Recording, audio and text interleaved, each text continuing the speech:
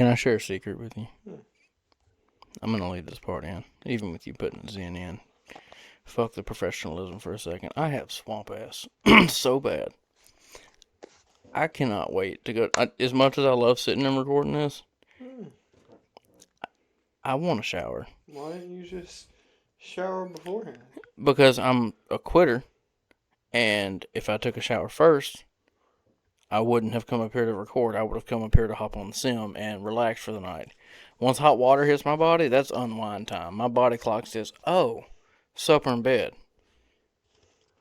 I got to knock out everything I got to do before I worked up a sweat when we were putting these little finishing touches on.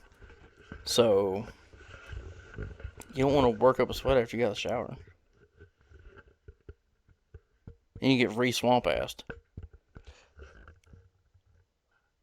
I don't sweat much, so I can't relate. Since I've been on these antidepressants, they work. Happy as can be. But, dude, I sweat so bad. I don't sweat that much. I'm hot right now. But I'm a chubby fuck, and if I take this jacket off, you can see it. My fucking man titties crease over my belly a little bit. Hefty. I'm over here, like, having a body dysmorphia episode, and this dude's like, hefty.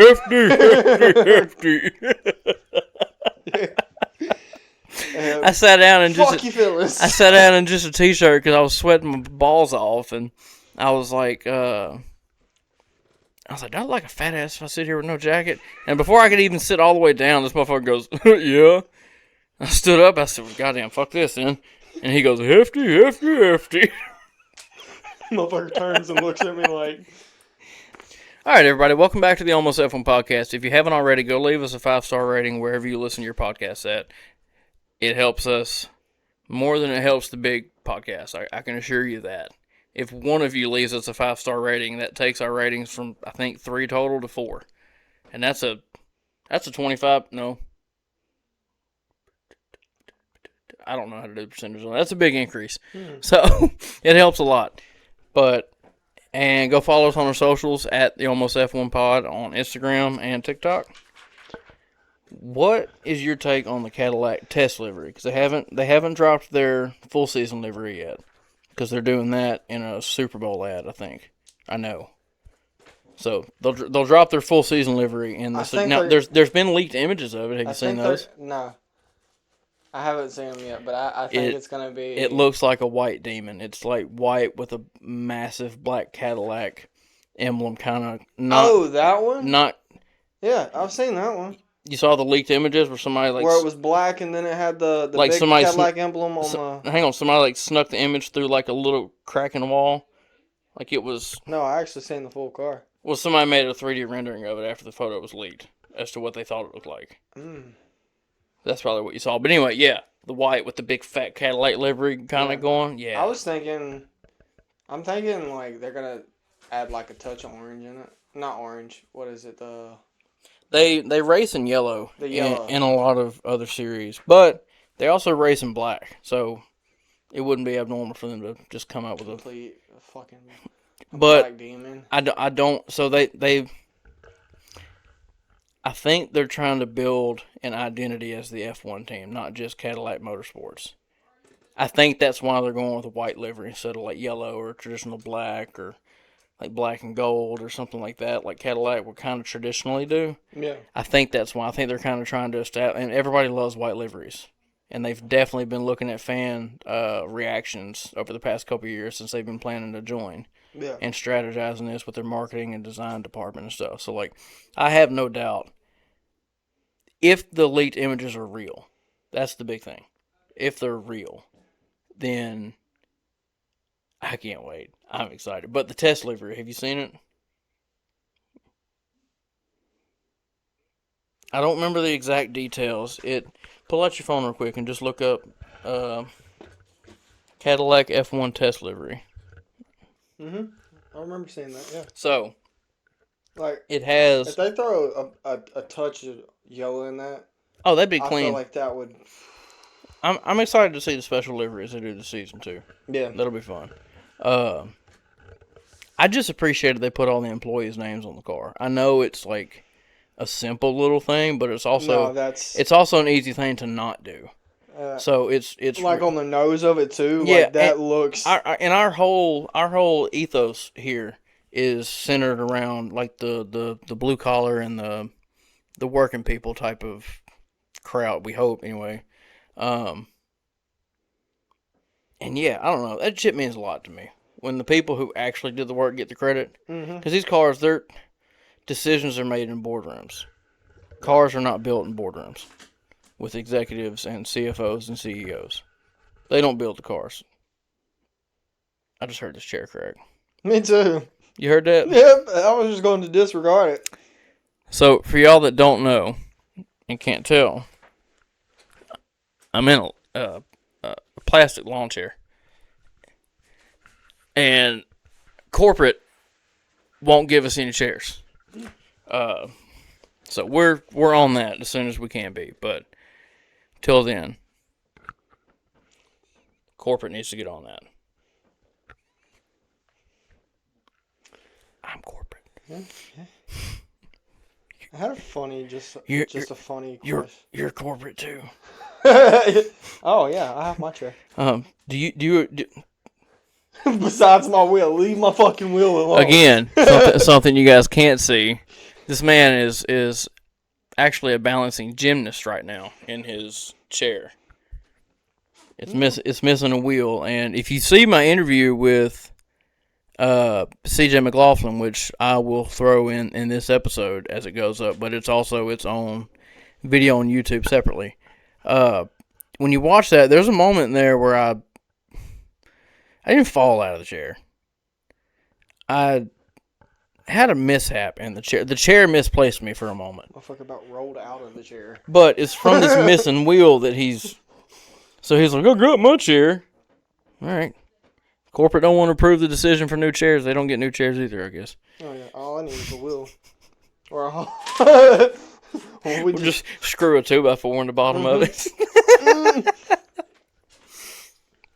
No, but back to the Cadillac livery real quick, because I think it's important to give credit to teams for this so they'll keep doing shit like this, is that these machines are like they're cars, but at the point they're at, they're machines. Like I can't even put the word to how like incredibly complex they are. And like the engineers that put this together, they're important, but even below them, like there's people that run CNC machines and make the nuts and bolts, and because a lot of them do make their own fasteners in-house. They make everything in-house. Yeah. So they're making nuts and bolts. They're making axles. They're making linkages, and they're hardening them. They're heat treating different materials. However, they're machining the block for the engine. They're machining the cylinder walls. They're machining the cylinder sleeves, if they even use sleeves on those engines. I'm not sure how they... But all those people, that's who, like, you see them in flashes on company videos and stuff, but I don't feel like they go far enough down the chain of labor. Yeah. Because they will introduce you to the engineers and the heads of departments and stuff, and they are the people who built the car. They're incredibly important, but I want to hear from and I know some of them need to be media trained and blah, blah, blah, blah, blah, whatever the fuck, but, like, I want to hear from the machinists on the shop floor that's like, yeah, dude, they gave me a bonus last year for Christmas or whatever. Like, that's the kind of stuff I want to see in here, at least a little bit of. You don't have to saturate us with it, but like, go a little further down the labor chain, and let some of these other people have a voice. Callum Nicholas, perfect example. His mechanic, when he was able to get a voice, and it's got to be somebody that wants a voice too. If somebody doesn't want to build a public image or public profile, whatever. Yeah. But he did. And it's been wildly successful for Red Bull. Yeah. He's helped them a lot, being a brand ambassador and stuff. Now, I don't know. I think that type of shit's cool. It is. What was your initial reaction when you saw the Red Bull livery? Because I didn't expect it to be that. I expected it to be the same. That was a good way to end off my birthday. That was your birthday. Happy birthday, everybody! Say happy birthday. That was a good way to end off the birthday. To the fuck boy over here. It reminded me of like Sebastian Vettel. Yeah, Vettel's car mixed with Ricardo's number. That's what everybody's saying. It's Vettel's car mixed with Ricardo's number, with Max in it, obviously. Yeah. I think it's really cool. I just think how they did it was underwhelming after the Red Bull came out. Did you see that when Max and Isaac were looking at the car, and he looks over in the cockpit and he goes, "Where'd they get that wheel? That's a sim wheel." Hey, we need to talk to somebody about. I need to figure out that wheel. I didn't see that. You didn't? No. It's a clip. Max wanted the wheel. He was like, "That's a cool wheel." I need to see where they got that wheel. Well, a lot of those higher end wheelbases use I forget exactly what the type of connection's called, but they'll use the same connection style as real race car wheels. Yeah, so.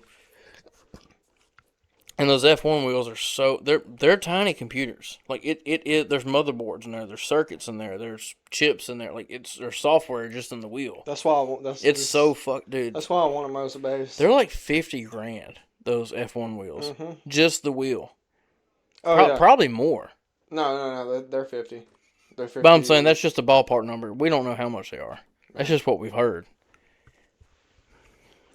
No, it had a little bit of cringe moments, but I think that's allowed with any kind of like corporate style presentation. You're always going to get a little bit of that.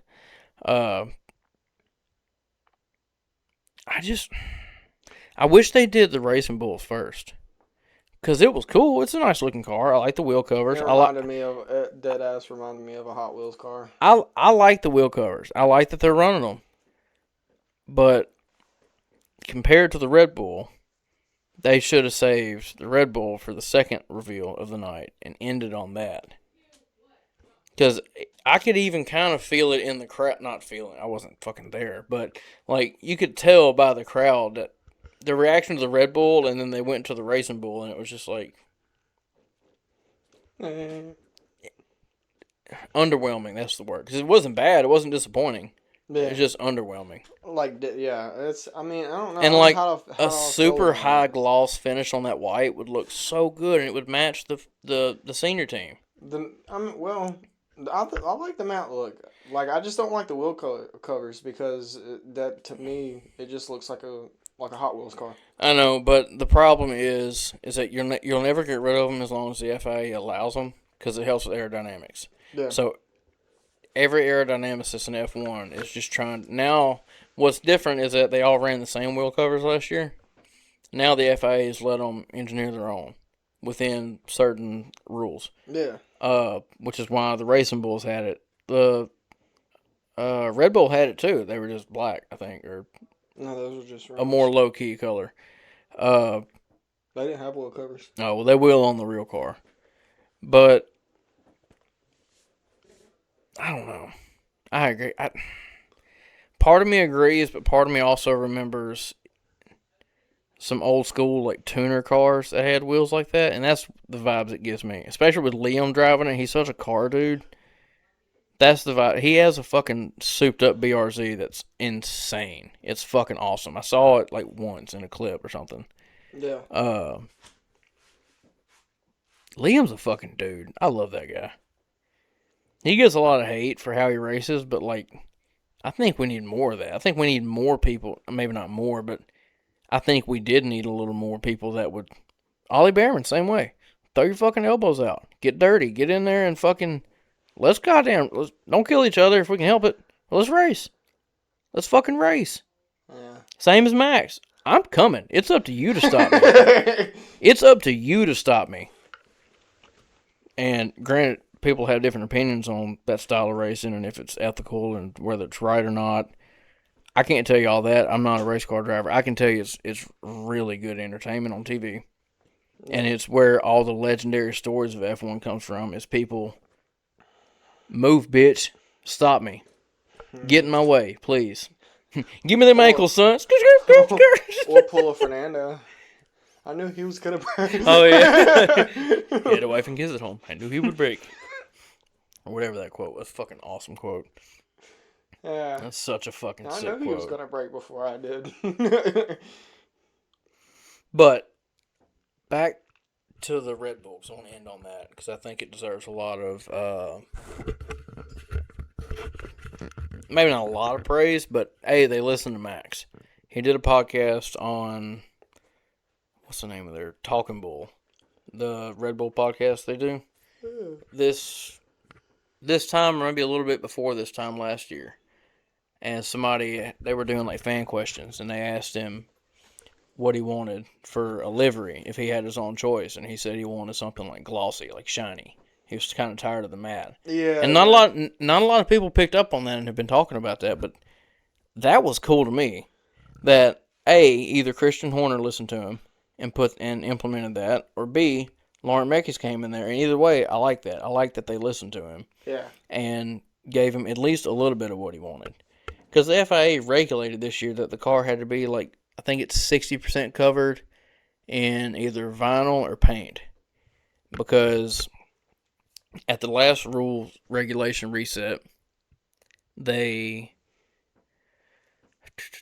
forget exactly what they put new weight restrictions on the cars, and a lot of teams, especially like Alpine, were running cars with basically just straight carbon fiber because the paint is weight, the wraps are weight, so they were shedding weight. But now the FIA, because it fucking bored fans to death not having anything.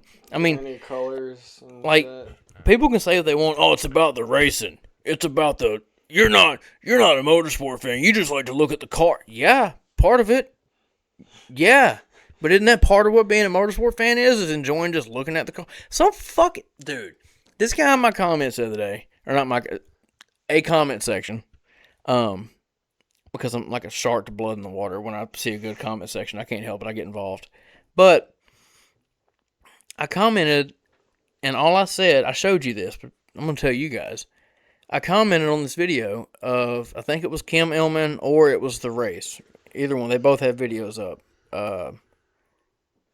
But in their video, Liam Lawson was driving around. I think it's Imola they're at. I forget. Monza. No, they're at Imola. I think it's Monza. No, they're at Imola because I seen Liam made a video the other day saying something about Imola. Oh, yeah. The V-Car did the... They're at Imola. I get Imola and Monza mixed up every time. No, I remember that video because they were like, you getting swole? You going to the Gimola?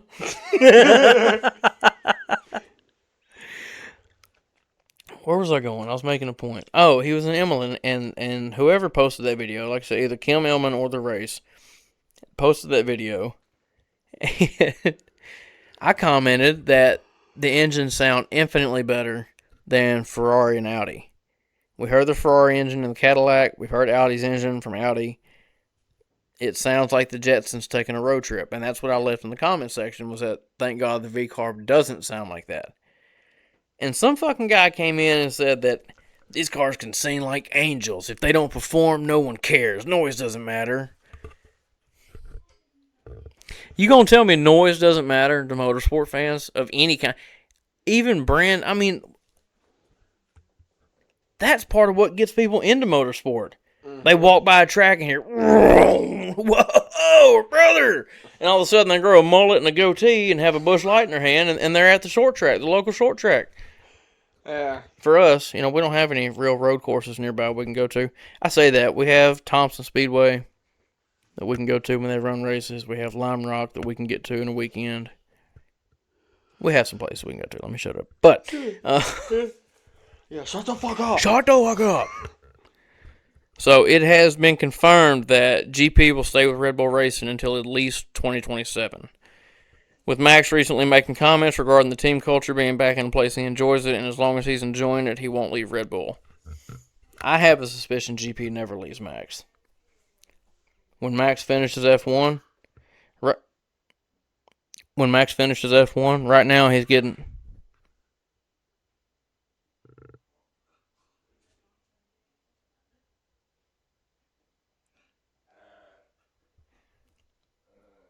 What was I saying? Something about GP. Oh, I was saying I don't think he'll ever leave Max. And right now, Max, he said this. I'm taking this from the horse's mouth. It's not me speculating or making anything up. Max is getting things lined up right now with this GT3 team. Oh yeah, And they're pushing back fucking Neverring 24 so he can fucking race it. Yeah. I saw Mercedes was pushing for that. I love that. And I also think that's Mercedes pushing to get him into the F1 team too. Is Toto's like, yeah, you need some car, you need. Got you. What you need? Stop the race! Stop it! This fucking chair just cracked again. Y'all are gonna see me take a spill out of this chair before it's all said and done. I tried to put him in one too, so that we could have a competition to see which one of us would do it first. But he's chicken shit, and the only other one's already cracked a little bit. And I was definitely gonna make sure he sat in that one and not this one. No, that's the cracked one. Oh, this one is? Look. Fuck me. I thought I was... No, I don't want to look. No, stop. When your car's making a noise and you just ignore it and it doesn't... If you don't you touch the fucking chair. Look. Oh, that's awesome. Bro, don't fuck me up right now. I'm in a groove.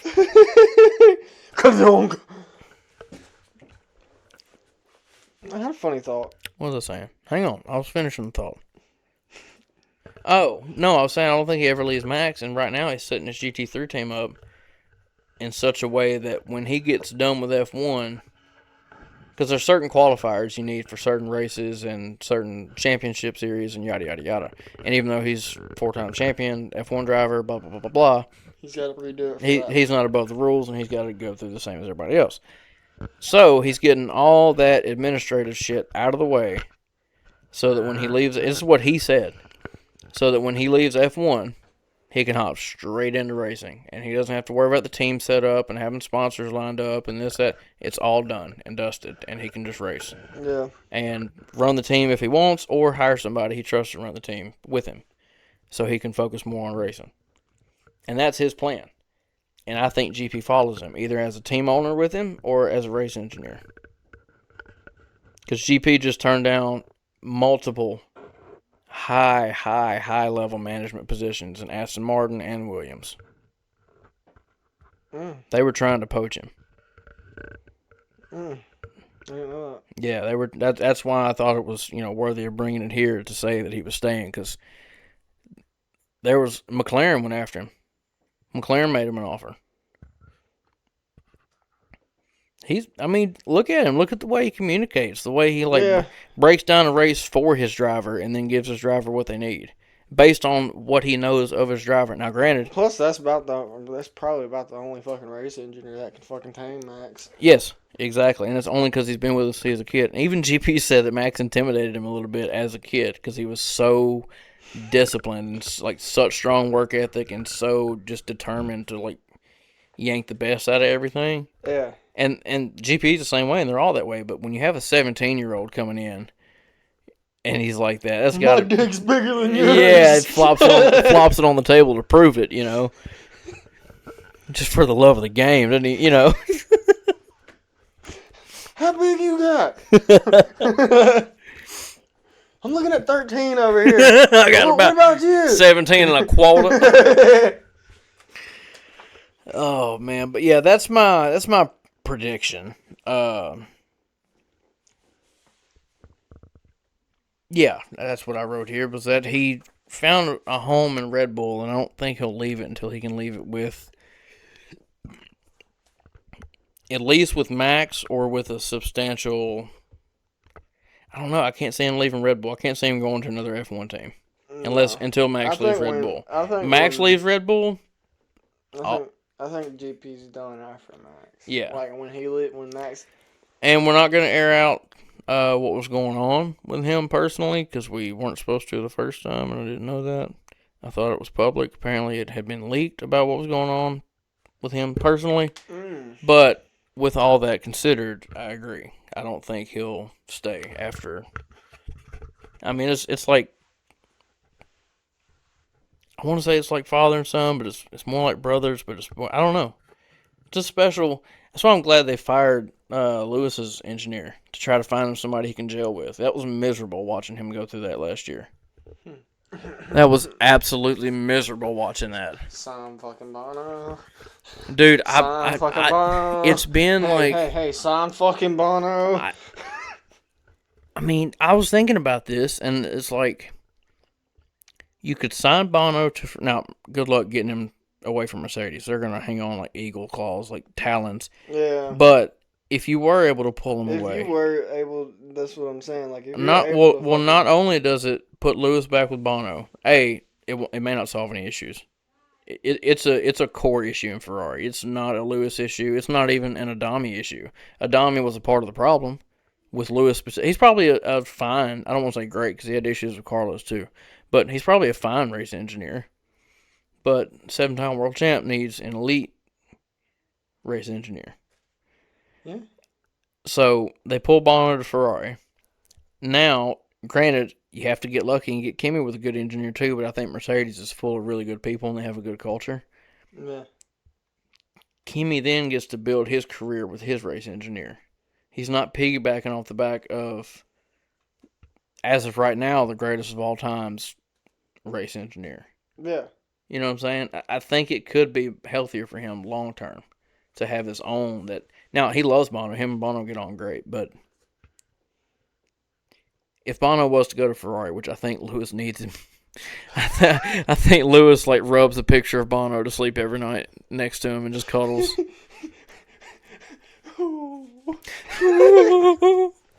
Baby, come back. You can blame it all on me.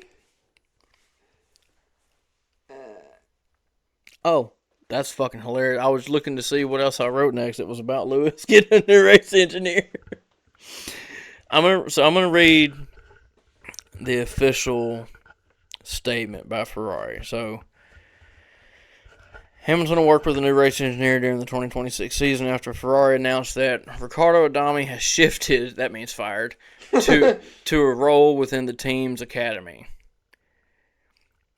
A statement released by Ferrari on Friday read, Scuderia Ferrari HP announces that Riccardo Adami has moved to a new role within Scuderia Ferrari Driver Academy as Scuderia Ferrari Driver Academy Manager and Test Previous Cars Manager, where his extensive trackside experience and Formula One expertise contributes to the development of future talent and to strengthening performance culture across the program. In other words, this motherfucker got fired. This could turn out to be the best performance decision Ferrari makes in 2026. This could turn out to be everything for him. Now we just need to get I just like a new one. I just like how they said in the first part of their statement he shifted to a new role. You're being polite, Ferrari. We know what happened. But good on you. Good on you protecting your own. I get it. Fuck out the paddock, bitch. I get it. Yeah, he'd have his paddock pass revoked immediately. He wrote me.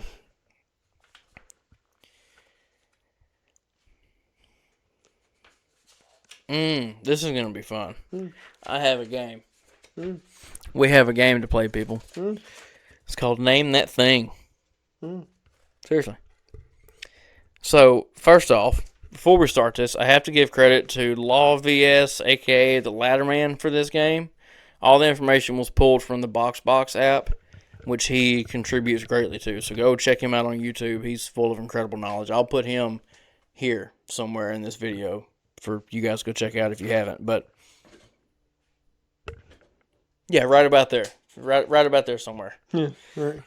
No. You gotta go right, like ear? No, all right. Hey, you know you're on your fucked up wheel right now. Yeah, you're exposing your vulnerability on camera. Hey, just sit up in your chair a little bit. I was trying to. I couldn't. I gotta go. Like a damn sloth. I gotta do some small adjustments when I'm fucking eating shit. All right. So, based off only the description of this item, name it correctly, and you get 3 points. Miss it, and you lose 1 point. You know what I'm saying? Yeah. So, you have a better chance of winning this game than losing. Yeah. All right. What are we looking at? Remember, based off only the description of this item, name it correctly. Okay, ready? The study of airflow over and around an object and an intrinsic part of F1 car design. Aerodynamics, yeah, okay. So that's 3 points. Track your own points, because I there's no integrity in this game, people. He's tracking his own points, but I can't track and play and do this. Yeah, I can. I'm going to track his points, too. Oh, never mind. All right.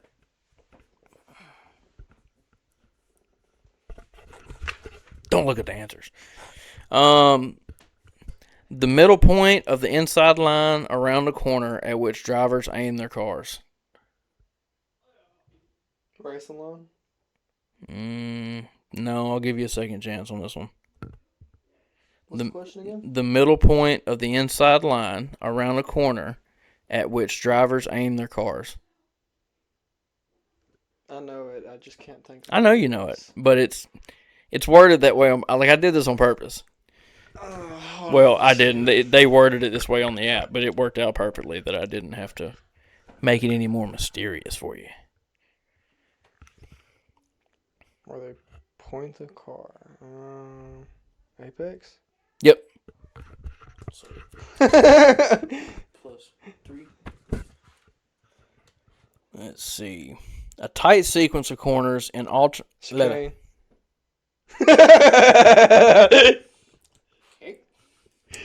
9 points. We have to redo the point system on this game. Motherfucker's gonna win the championship. That was the chair. I promise. I heard it, but I know it didn't sound like it. Okay. The angle at which a tire leans into. Slip angle. No. The angle. Actually, fuck you. One you jumped too soon. You want to hear it? Yeah. The angle at which a tire leans into or away from the car relative to the vertical axis. Engineers will vary blank to improve a car's handling characteristics. Repeat that question. The angle at which a tire leans into or away from the car relative to the vertical axis. Engineers will vary blank to improve a car's handling characteristics. Camber? Yep. You would have got it right if you'd just listened to the question. I got 2 points then. Still? No. Yeah? No. You had 9 total. Yeah. And then you missed one, so I took one away. Oh. No, you don't get plus 2 points. Fuck that. You're not. No. Yeah, see, I gotta watch his ass because he does this shit all the time. All right. Hit me with the next one. This one will be tricky because I don't know if I would get this without having read it first to write this question. Weights fixed around the car to maximize its balance and bring it up to the minimum weight limit. Repeat. Weights fixed around the car to maximize its balance and bring it up to the minimum weight limit. I know this is wrong, but I can't think of nothing else. Wheel weights? Nah. What is it? Ballast. What? Ballast. What the fuck is ballast? So, let me take your point away. No, this is actually cool. This is a learning moment. We can go over this for a second. And this is something I'm going to do, guys. I'm going to get a whiteboard and figure out a way to kind of put it here-ish and do some visual explanations of the few things about the sport I do understand. Yeah. What was your question? What's ballast? Ballast is, so every car has to hit a minimum weight. And for, say, George Russell, Max, any of the tall guys, Albon, any of those, not that hard. They don't need that much ballast because they weigh so much because of how tall they are that they bring the car over its minimum weight or right up to it. Yeah. That's why they're always watching their weight, so the engineers can put as little ballast on the car as possible. Whereas, say, Yuki or Isaac hops into a car, they may not even weigh enough to get the car up to its minimum weight that the FIA requires a car weighs. So then they have to throw ballast weights around the car. And they usually will do it somewhere around the floor so that way the weight is lower down and it lowers your center of gravity. If you raise your center of gravity slightly anytime you add weight, because you don't raise your center of gravity, you raise the amount of mass that has momentum traveling down the track, which means the car's heavier. But they're all at a minimum weight, so that's kind of where the fairness comes in. It's just to get you to that bare minimum. Yeah. It's not like extra weight or anything like that. But that's all it is. Like the new Halos this year, the cars are heavier because the FIA beefed up the safety standards for the cockpit and stuff. They made them have to be a little thicker, a little stronger. The Halos are thicker and stronger, but they're also heavier because of that. And that weight is so high upon the car that that weight is so high up on the car that it severely affects the center of gravity of the car. So as you're taking a corner and picture all your weight is like almost scraping the ground. Yeah. And then you've just got a 10-pound dumbbell that you got to hold above your head. It's like that. Versus having to hold it here, you can... Does that make sense? In a way, yeah. Yeah, it's hard to explain without having... I do good when I can watch, like, when people do, like, 3D animations of how this shit works. That's where I learn it. If I don't see it, I can't understand it. Yeah. All right. When the front end of the car doesn't want to turn into a corner and slides wide as the driver tries to turn in towards the corner. I know what it is. I just got to guess the right one. No, you don't got to guess the right one. You know what it is. All right, I'm going to say it again. Don't answer yet. I'm going to save you on this one. When the front end of the car doesn't want to turn into a corner and slides wide. So if it's not turning enough, what's it doing? Understeering. There you go. I knew you knew it, but it is... I get those two. I get oversteer and understeer. I used to watch Top Gear, and you did too. I used to watch Top Gear and hear Jeremy Clarkson talk about understeer and oversteer and braking, and I'm like, dude, I don't know what fucking any of this means. And it took me so long to understand what it all meant. Now I get it. I only get it when I'm fucking on the sim. Yeah. Well, don't be fucking on the sim. Just drive. Oh yeah, no. That's not. No. That's not what it's made for. That's I'm using all holes. It's a lot of torque. But it cranking on his hog.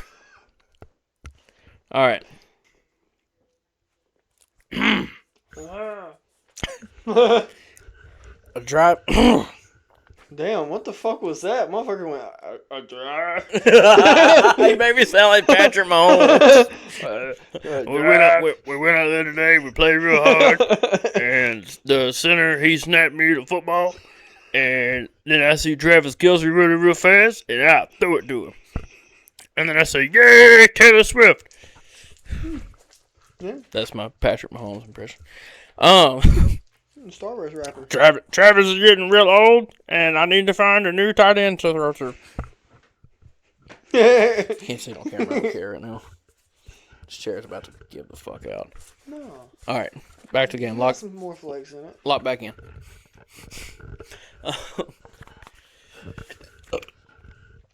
All right, so that was understeer. Next one. A driving tactic when a driver is able to catch the car ahead and duck in behind its rear wing to benefit from a reduction in drag over its body and hopefully be able to achieve a superior... Something we don't have now? No, I wouldn't do that.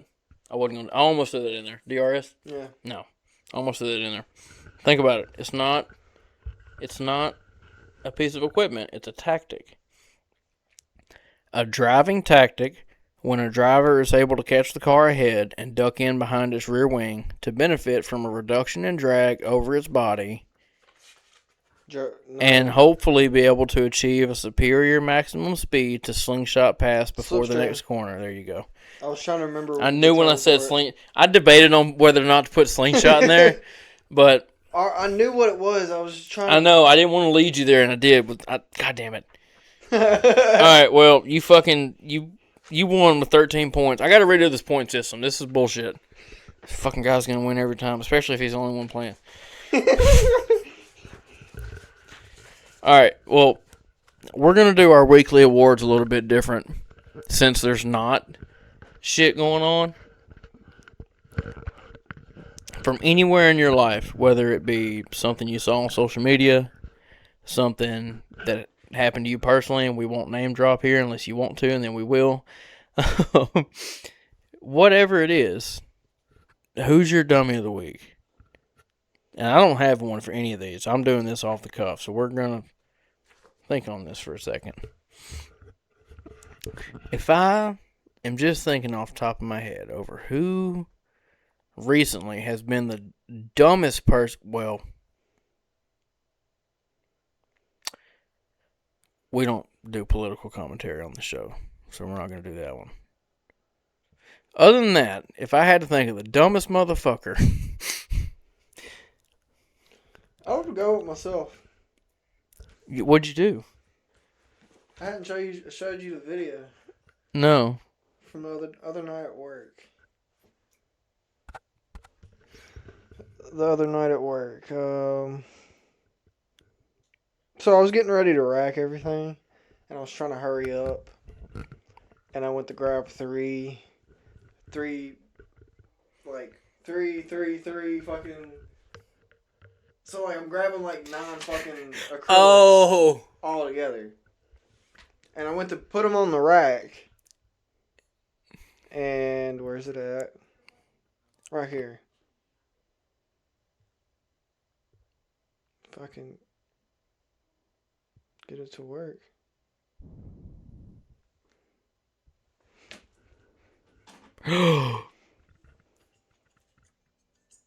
Bro, I fucking love that your phone put background music to it. No, no it didn't. Bro. No it didn't.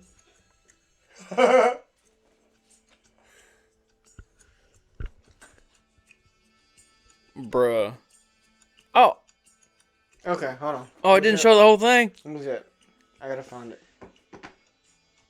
Hurry up for my chair breaks. We ain't got long. Listen, corporate. Get on it. We need chairs.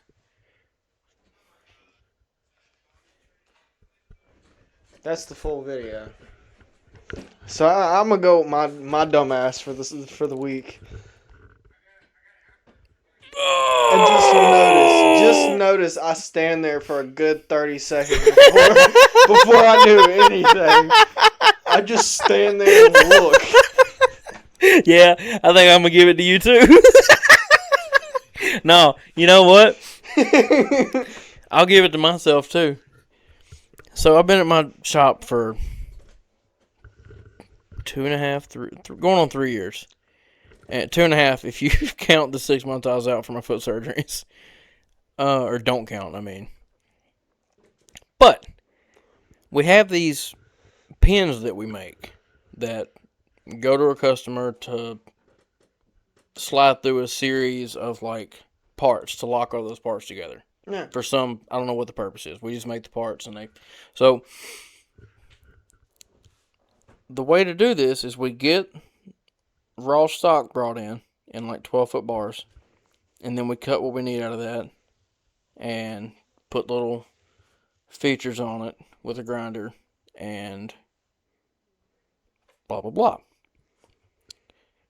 Now, the methodology in the machine shop is that when you're cutting something on the saw, when you're cutting raw stock, you want to give yourself an extra like 1/16 to 1/8 of an inch, probably 1/8 of an inch. Yeah. Just to make sure you have plenty of material to work with when you get it over to the machine. Now, these parts I'm making don't go on a machine. There's no need to do that. Yeah. You can cut them to the exact length that they're going to finish at, and then just add the features onto it that need to be added.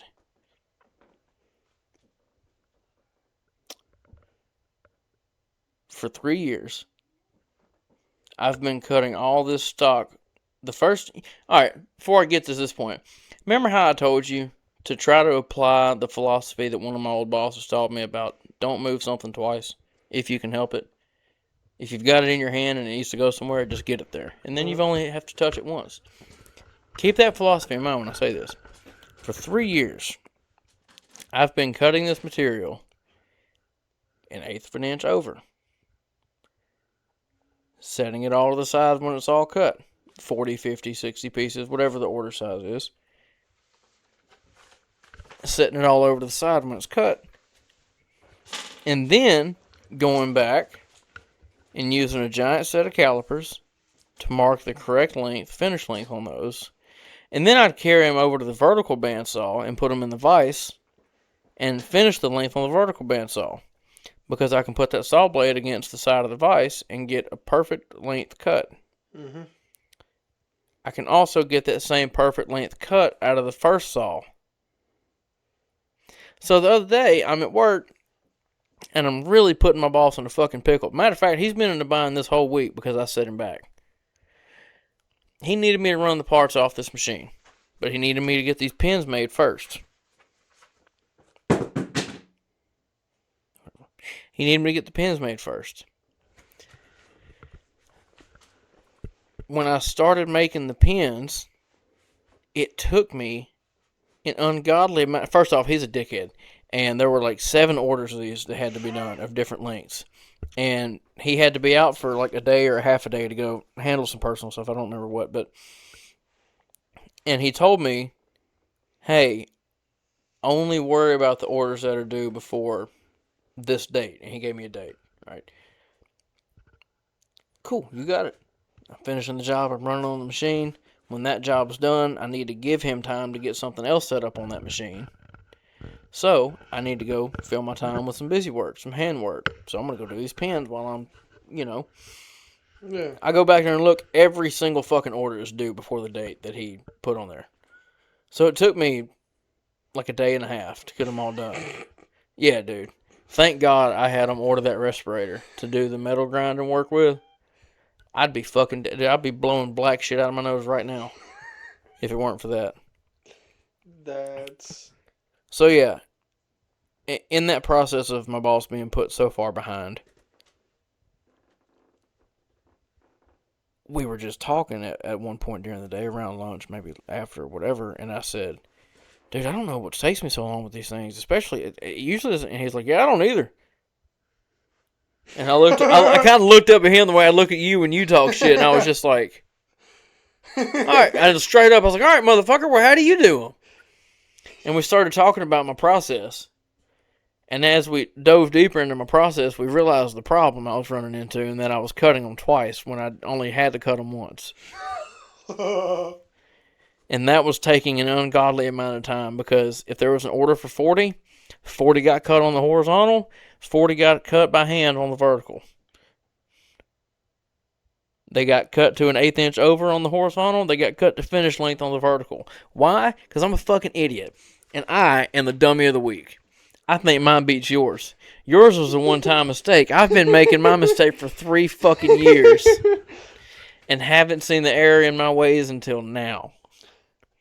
I thought of something like a I don't know, I just had a joke? note. No, like a joke? It's not even a joke. Is it a prompt? No, it's like... Is it a... Hang on, let me guess. Is it a parable? Mm-mm. Is it a poem? No. No. Hang on. Just let me keep guessing. Shut up. Is it... The Muffin Man? The Muffin Man? The Muffin Man! No, what is it? Just... We'll get to it. Why haven't we seen anybody take a formula car? Which formula? Let's be specific. Super formula, like... Any formula. Okay. Just any. Okay. Why haven't we seen anybody take a formula car to a drag strip? Because you can tune it how it needs to be tuned. Yes. And whatnot. Because they're not built for... Especially lower class formulas. Now, Formula 1 in a drag race against a top fuel dragster, not a fucking chance. Not even close. I know, but like... And now... there's levels to each, so it depends on, like, where you wanted to put... You could do it, and it would beat a lot of cars. It would also get its fucking ass whacked by a lot of cars. Yeah. It depends where you class it at, I think. Because, like, a lot of the NHRA drag... Alright, let's go Formula 1 through 3. That's the top 3. So those are all classes. F1 would race, drag race. Who would they, like, drag race each other? Either drag race each other or, like, tune them to, like, go fucking... godly fucking speed. So here's the physics part to why they won't do that. Because then, if it's just straight line speed you're going for... Yeah, like... You're going to have some kind of aerodynamics to keep your front wheels planted, but not really. They're going to strip they're going to make that thing as sleek and low to the ground. And then when you do that and you zoom out and actually look at it, they would stretch the wheelbase out and make it longer so it wouldn't do wheelies coming off the line for the amount of torque they intend to put through the rear wheels. And when you start to do that and you start to look at that heavier and heavier, they would put fatter rear tires on it, skinnier front tires on it, and strip the wings off of it. And the more you do that, the more you end up with a top fuel dragster. You see how it would evolve anyway? Yeah. Because if you just did it for fun, as like, hey, Red Bull, McLaren, drag race, let's see who wins. That's fun. That's cool.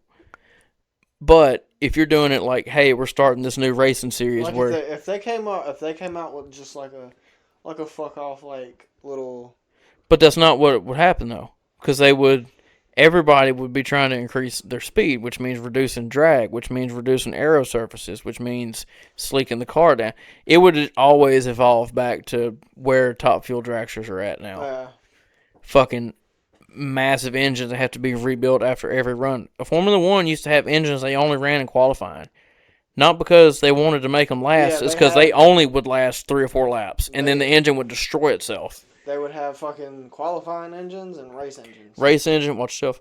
Race engines would have, like, I was listening to, oh God, it's blasphemy, I'm forgetting his name right now. Jackie Stewart. I was listening to Jackie Stewart talk about it. He did a video back in the day where he went into, I think it was McLaren's garage. I can't, maybe it's Williams. But he went into the garage and he was showing maybe the same video you saw. We tend to see a lot of the same old clips and shit, but he was saying, yeah, the race engines would have 850 to 950, maybe 1,000, but the qualifying engines would have 1,300 horsepower. It'd just be fucking ripping. Yeah, but if they were to set that kind of series up, like, it would always just evolve back to that. Or, like, they could make a funny clip between, like, just the Formula teams. Now, that would be sick. That would be cool. Like, when they go to COTA, I think there's a drag strip at COTA, as a matter of fact. I think it's like a whole motorsports park there. Yeah, line the fucking McLaren up. Line them up. Well, even if they didn't do their current cars, they could do how they do their show cars, and they go do the show runs in the cities and stuff. They could take a McLaren and a Red Bull from the same year. So V10s. Let's throw some V10 cars out there and fucking send it. Let's see what happens. Yeah, that'd be sick. I agree 100% with that. That'd be fucking awesome. That'd be sick. Like that would yeah, that would be. So I was listening to. That would be some good content too. Well, it would be regarding the new rules and how overtaking is going to work. I was listening to the F1 show today. It's on Sky Sports YouTube, I think. Yeah. And I was listening to Crofty. And I don't know why I couldn't think of his name. And it was him, and I think her name is Natalie Pinkham, and they had a race car driver there with them, and I don't remember his name. But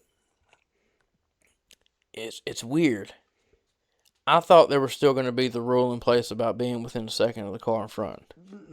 You can use it the whole time now. Yes. Now, hang on. Because, yes. You can have the fucking DRS open fucking through mid-corners. So, no, you can't. Well, you'll die. I know you can't, but I'm saying, like... If you chose to, yes. Yeah. Yes. Yeah. Okay, I got you. I'm like, yeah, if you chose to, you absolutely could. Doing chose to. And look where he went. That was certainly a choice. Right in the fucking wall. And then out of the fucking sport. Dude, he's investing in some like AI company now. Like I think he's going business. I don't think he's staying motorsport. Maybe he will. No, maybe he's racing in some kind of series. I know he's still racing right now. I'm talking about later. I think he sees the light at the end of the tunnel of his the darkening of the light at the.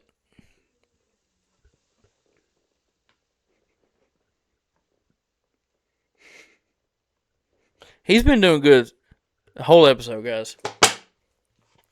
I kind of forgot we were recording. That's good though. But if he needed a drink or if I needed a drink, we were doing good about like, hey, let's take a break real quick, grab a drink, so we're not doing it on camera, not looking all whatever. Nope, fucked all that up. No, it's fine. But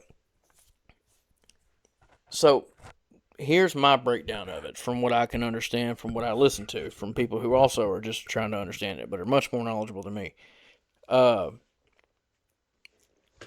You can use the active arrow down any straight, which is, I'm not calling it DRS because it's front and rear wing. If you call it DRS, people are going to be like, oh, whatever.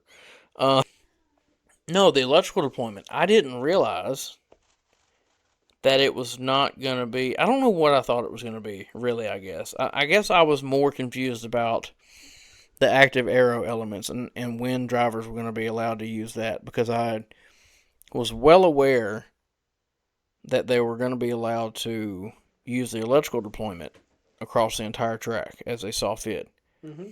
Now, what I didn't realize is that when you run out of that, you're just out till it recharges. Yep.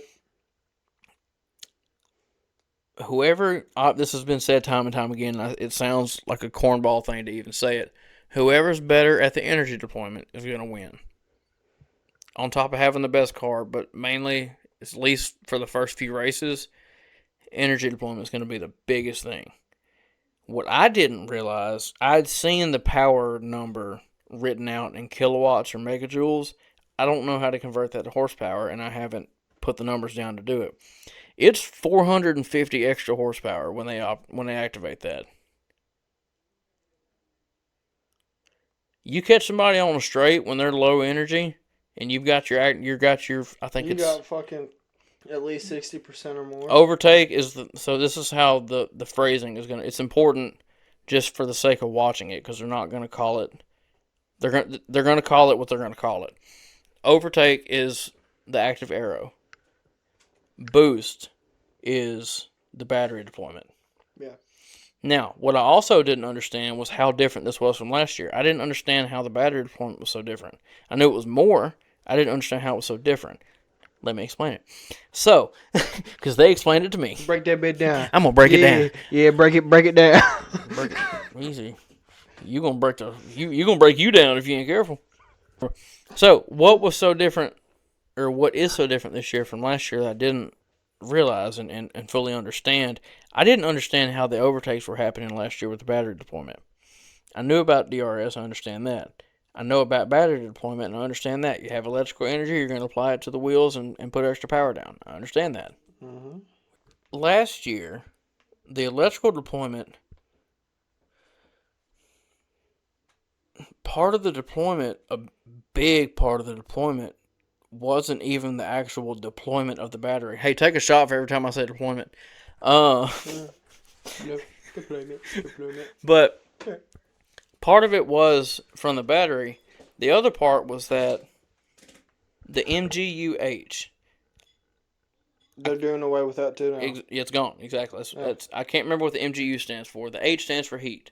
It would take the heat from the turbo and the exhaust gases and convert that to electricity using I don't know if it was using the spinning from the turbo on top of that or whatever.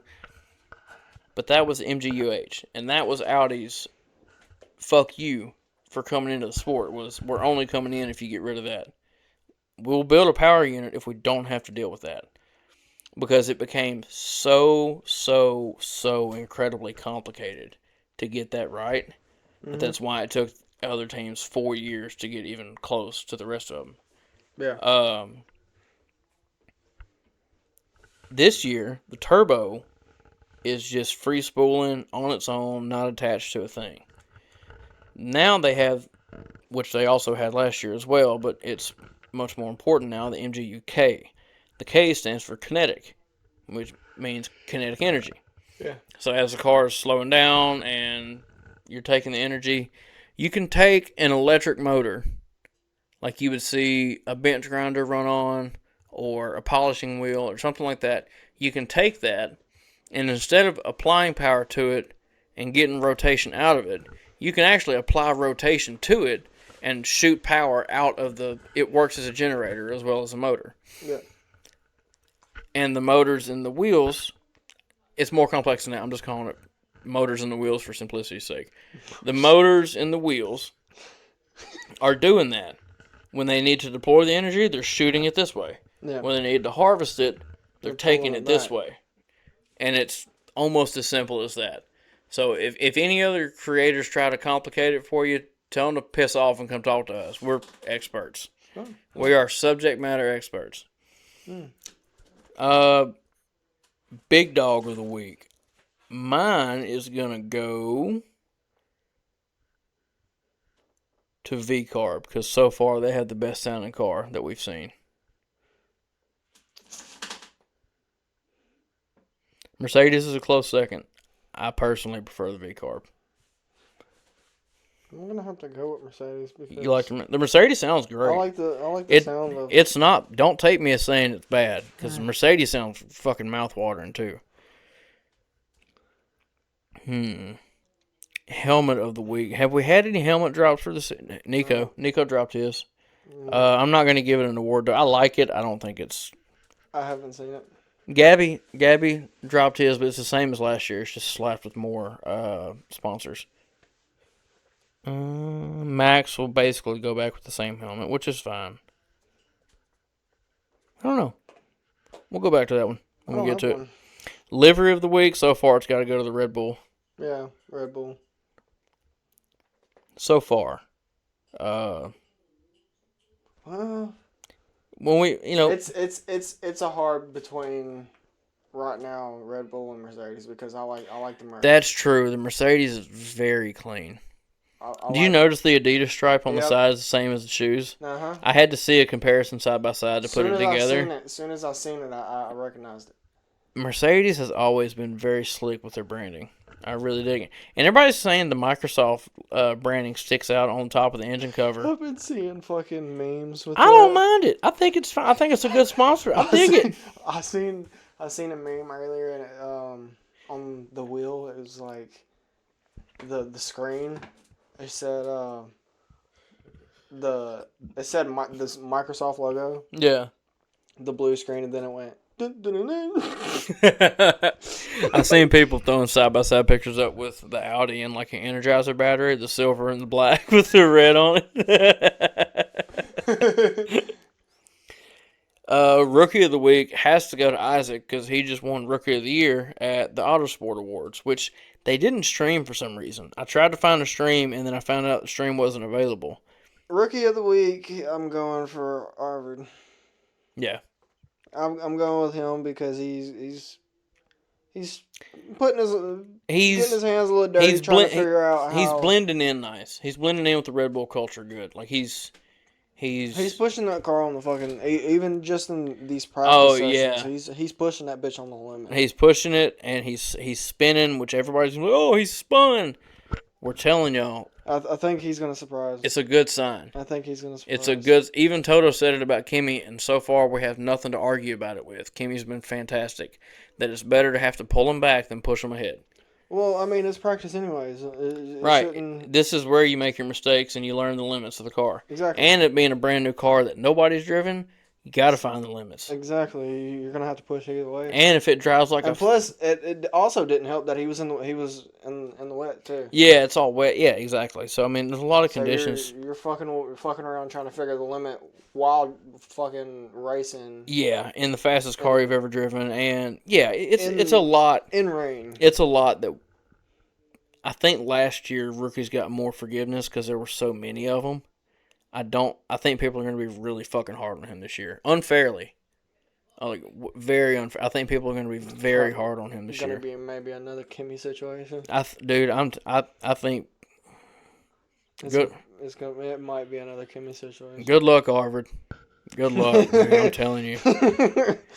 Fucking flame his ass. Seriously, the people they're gonna fucking light him up. All right, guys. Well, we're gonna get out of here. Appreciate y'all coming to listen. Stay after this. This isn't the actual end for the video. The CJ McLaughlin interview is gonna be right on the tail end of this. So Appreciate you guys coming to listen and hopefully watch. If you have if you have something you want to contribute to the show and you think you have something funny or insightful or knowledgeable to throw in, leave us a voicemail at 508-322-1138. If you're in the United States, you shouldn't need a country code, but if you're not, I think it's just 1 in front of all those numbers, and you should be able to call and whatever. It's a Google Voice phone number. If it doesn't work for some reason, leave it in the comments, and I'll try to get it fixed. Appreciate you guys listening. Come back next week for another episode. Again, follow us on Instagram, TikTok, at the Almost F1 Podcast, and we'll see what cars we see this week. Till next week. Bye, guys. Peace. All right, everybody. We have a massive guest on today. With over 49 NASCAR Xfinity Series starts, over 400 points scored, and a top 10 finish to add to the list. Check him out on social media. I'll put them all down below. Welcome on the podcast, dude. I really appreciate you coming on and how busy the off season is. We're trying to get sponsorships and just trying to have some downtime to recoup and stuff. So I appreciate it. Yeah, there's never downtime in racing. So, thanks for having me on, man. Yeah, man, for sure. So speaking of the off season, what was it this year for you? I know a lot of sponsors, but any downtime, any vacation, any trips with families or anything, or? I took a quick trip for New Year's because sponsored meetings happen over the holidays. Yeah. So, take advantage of that time while I'm not shooting out emails and proposals and everything. So probably the only time that you're not trying to, the only time of the year that y'all are trying not to. Well, I was trying to do stuff last year and I realized it was just uphill battle and it wasn't worth it. Yeah, it's not going to get anywhere really. There's a perception from just especially people like me that are just kind of diving into motorsport. It's kind of perception that you guys live in this untouchable ecosystem that, unless you've got an in with somebody or whatever, but you didn't come from that. So what would you say to any kids that probably still think like that? Well, as far as getting to high level NASCAR, it definitely takes and every motorsport takes a lot of money. So just how I reverse engineered it in terms of I didn't have money growing up, but I tried my best to make business connections along the way and seeing what companies were advertising NASCAR, utilizing a sponsorship approach method of getting sponsored and becoming a brand ambassador for these companies to make my way into the sport was kind of my way. I was also very fortunate as a young kid, growing up, we raced on a shoestring budget. I had 4-cylinder Chevy Cavalier and 87 Monte Carlo were my race cars, and then I utilized a student loan to buy a dwarf car or a legend car, and I raced that for quite a bit. So no kidding. That was kind of my story and how I got about it. But I think you can make connections. Someone had to make those connections along the way. You don't have to kind of have that closed-mindedness to it. Yeah, for sure. What would be? We've got experience in the ARCA Series, Craftsman Truck Series, and the Xfinity Series. What series will you be in this year, and where on the schedule are we going to see you first? Yeah, so it's going to be the NASCAR Rally Auto Parts Series this year that took over for Xfinity last year. We're hoping for Daytona, trying to close the deal on that soon. Daytona's the most important race of the year, so yeah. Trying to make it to that race is the important one, but I think we have Main Street for Atlanta and a couple other races, but working on Daytona right now. Yeah, that's the Daytona. I never knew it was so early in the season. It always was. I guess just in the context of it, just seemed like something that was like a championship towards the end of the year or something. But it's a big kickoff, man. Yeah. Everyone, it's so funny. The off season is meant focus around Daytona, and that's the big emphasis of the year. Biggest crowds, biggest TV attendance. When you say to Daytona to anyone, even an F1 fan, people know about it. Yeah. It's Daytona. That's awesome. What do you do on the sim? I mean, is it just months of Daytona beforehand, or do you give yourself It's 1 month. Yeah. I was actually on racing Rolex, the 24-hour Daytona. Yeah. Some GT4 stuff, just fooling around with that. But yeah, it's gonna be the next next week here. It's gonna be intense. Would you say the Xfinity Series races harder than the Cup Series, just for the? I would say it's the comparison I use is college football. Yeah. Where we are trying to prove ourselves more, so we're making riskier moves. Yeah. Throughout the race. compared to the Cup Series, which like those guys, like the cars are just so different too. Like we can get closer because we don't have a rear diffuser. So the cars race differently. So the aero dependence is a little less on the. It is and isn't. Like like we don't lose as much downforce going to make a pass as the Cup cars. Got you. So we can actually get a run up to someone's back bumper and like, we are still using a lot of air and a lot of aero is very important, but not as much of a detriment to the Cup Series cars. Yeah. What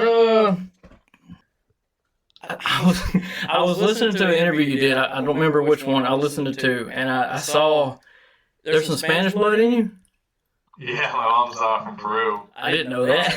Yeah, so she was born in Peru, and she came here when she was very young, and so I'm half Peruvian. That's pretty sick. You wouldn't expect that just looking at you.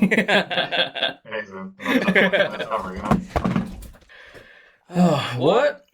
So I've heard about the horsepower increase you're talking about. Is it for Xfinity or for the O'Reilly Series this year as well, or is it just Cup? It's just for the Cup Series. I don't think it's gonna be that noticeable from like a viewer standpoint or fan standpoint. Yeah. I think they need to make a huge jump. I think like 900 to 1,000 would be jaw dropping to fans again. And that would be fantastic. I think that the leadership in NASCAR and they just there needs to be more innovation in the Cup Series. I think that's like comparing and contrasting. I think if you want to talk racing, comparing and contrasting the series between like F1, Cup Series, and NASCAR, right? I think with the Cup Series going to like kind of a spec car, it's taking away the innovation that happens. Yeah.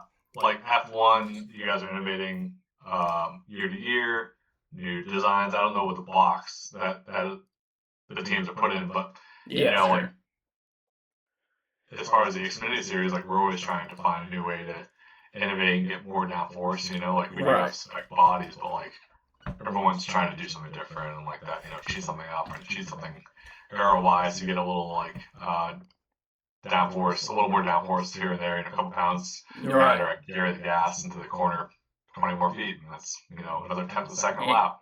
Yeah, it's big time. But I think like the racing aspect, when you compare Formula One and NASCAR, the racing is just so much closer. Like I can come up and like bump somebody, like right. You can't do that in Formula One. Oh, no. Oh, later, like I can like put someone on the wall if I get really mad, Yeah, it's funny that the European series is what kind of traced me back to the American racing and got me interested in this side of it. F1 grabbed me first, and then now NASCAR. I'm like, hey, what's that over there? Kind of, and yeah, some of the stuff I see between IndyCar and NASCAR, it's like the FIA would shit their fucking pants if some of that went down. I have no idea on the rules on like the FIA stuff, but like, like bump drafting coming up Daytona, like I'm gonna have to like push people. Oh yeah. Pull people, like that's. You'd get penalized for that. You'd pay a fine or something for that. Yeah, so I think the aspect of that, I think what Formula One and the Drive to Survive series on Netflix has done is give personality to the teams, right? Like they've given such a behind the scenes view of like the teams and the drivers, and like give a real like the personality of Daniel Ricciardo. Yeah. The guy's got an amazing personality. And Christian Horner, like you get to like really know all those guys. I watched a couple episodes, I'm like, oh, these guys are pretty cool. Yeah. And I wish there was a way to do that with NASCAR. The detriment to that is like our sport is so sponsored dependent where like if I see something wrong, I'm so nervous. If I lose a sponsor, I'm like not racing. It's a different nature of business for you guys a little bit. That's the truth, I was going to ask you about that too. What's the parallels like between, at least, I can tell you how the NASCAR fan base views the F1 fan base, but how do the drivers view the sport? I mean, surely it's a lot more nuanced, and what's the general vibe with F1 and other European racing series with you guys? I'm not sure. Like I know some like drivers that are really into it, and like the kid I'm coaching right now is like really familiar with Formula One, and like he watches all the racing and watches the World Endurance Championship, and I'm not into that. I don't know. Yeah. other drivers like are really into it. I think it's just like just everyone else. Everyone has their to each his own and their own taste. But yeah, I don't know. Some drivers are into it, some aren't.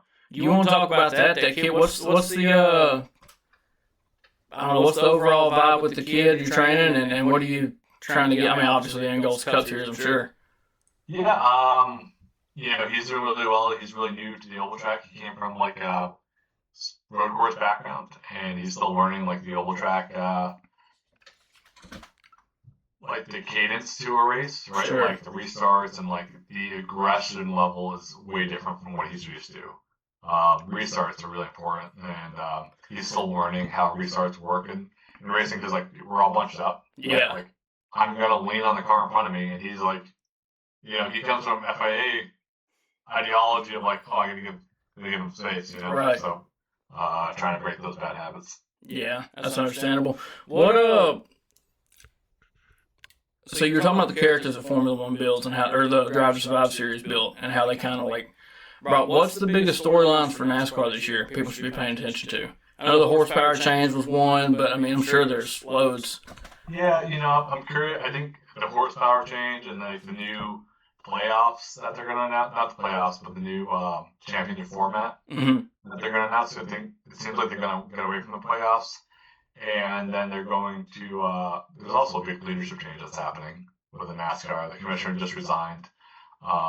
Not sure who's going to step in to fill his role. I don't think that's going to really affect the day-to-day. Sure. But like, just It could affect the direction of the sport if you pay attention. Yeah. Oh, for sure. 100%. Yeah. Sick. What this was. I laughed at myself at work when I came up with this question. It's a dumb question, but when you're doing any kind of celebratory burnouts, does it start to run through your head about shit? I still got to pass tech after this. Am I taking too much weight off the car? Yeah, haven't won in a while. Yeah. But no, I was like thinking about that because Josh Berry won a race recently, and he didn't do a burnout. He just did a victory lap, right? And that's like it showed like he came up. Josh Berry's the driver that came up working on the race cars. Sure. He knows like how much work goes into these cars. So, like, he doesn't want to like beat on the equipment at all. He's kind of respecting his mechanics in his garage. Yeah. Yeah, and his engine. Yeah. So he just did a victory lap, like a old Polish victory lap, and brought it back, and so that kind of like went through my mind of like, okay, I think my first win, I would burn those fucking tires. I'd roast them to the wheels. Yeah, I'd fucking put it right up to the wall and just like fourth gear, first, second, third. Let it eat. But I think that'd be it for a first one. I think other wins after that would be like, I respect myself, but I think for my first one, I'd go ham. Yeah, go crazy. So how do you balance the risk management throughout the weekend? Because just by the nature of pushing, you're kind of taking more and more risk. Yeah, so like that's a great question too, because like it's multifaceted. Where as familiar with F1, everyone has a simulation. Like everyone has like you watch the F1 movie and they're in the simulator, right, recreating things, trying to recreate setups, change setups. So at the upstairs in NASCAR, most Cup teams have the ability to go to the manufacturer simulators.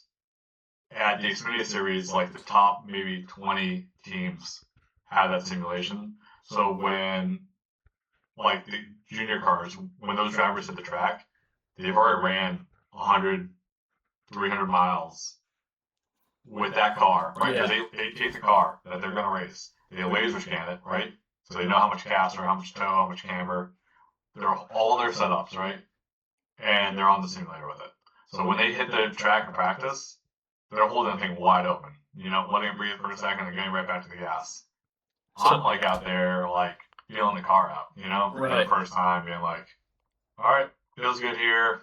Yeah, I think it's sticking. Oh, that's right. Getting a little bit. So like that's the detriment to the lower funded teams that like don't get the simulation. Right. So I don't know if that answered your question there or not. Yeah, no, absolutely it did. Just in time for my dogs to answer it as well. that was, I mean, that was all I really had for you, man. I didn't account for taking up too much of your time. Like, I know how busy, email after email after email it can be. So, It's all good. I didn't break news. So I appreciate it. What's your social medias you want to shout out? And Just follow me on the gram, CJ McLaughlin Racing. Awesome, dude. Well, listen, I appreciate you coming on. This is really, really cool. So, No problem. all right, take care, brother. I appreciate you. See ya. Bye. All right.